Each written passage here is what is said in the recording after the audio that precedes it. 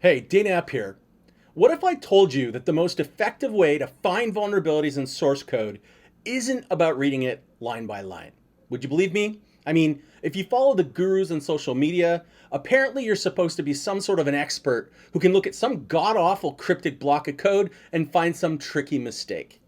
The truth is, that's not what happens in the real world. Code is written by people, and people make mistakes.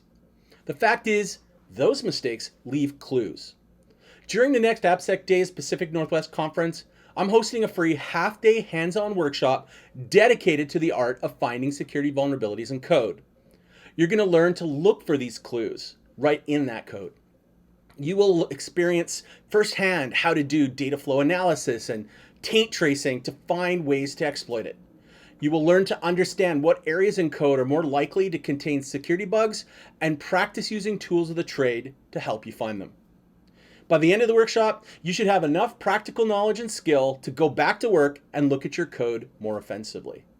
So come join me. Let's pwn all the things together. Register for AppSec Days Pacific Northwest today. I'll see you there.